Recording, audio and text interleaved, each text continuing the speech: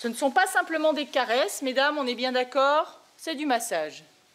On y va, on pétrit, un endroit qui peut être un petit peu tendu.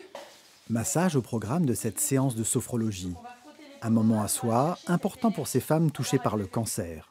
Une pratique qui leur permet de mieux vivre un quotidien dicté par la maladie.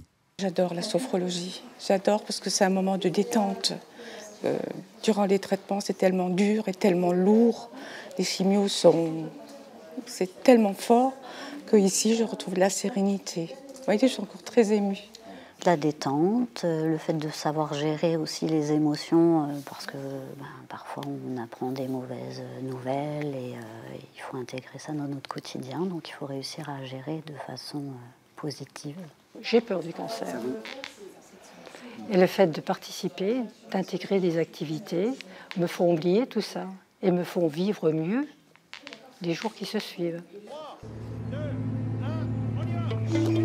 Accompagner les femmes dans leur combat, c'est le maître mot de l'association thionvilloise, les Dames de Cœur. Créée en 2013, elle propose une dizaine d'activités hebdomadaires dispensées par des professionnels. Ce sont des soins de support que nous offrons en dehors de l'hôpital, à l'hôpital aussi pour ce qui est de l'art-thérapie. Et c'est vraiment diminuer les effets secondaires, la fatigue, la dépression, les difficultés à mobiliser le bras et plein d'autres choses. Depuis 25 ans, Octobre Rose mobilise tous les acteurs de la lutte contre la maladie.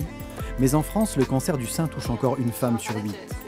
Si la première réponse apportée aux patientes est médicale, les médecins accordent aussi de l'intérêt aux activités physiques adaptées.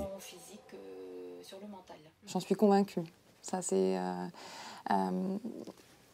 pour diminuer les effets indésirables de nos traitements, pour améliorer l'image corporelle de leur personne, pour diminuer les effets psychologiques de la maladie, l'anxiété, la dépression. Et énormément, ça va avoir un impact sur énormément de choses, c'est sûr.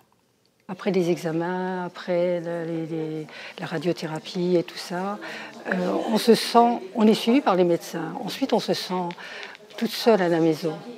Et le fait d'intégrer les Dames de Cœur, on se sent dans une famille. C'est mes nouveaux amis, c'est mes nouveaux...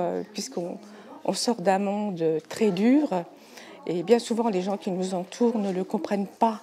Et ne savent pas que l'après-cancer, on a encore besoin d'eux.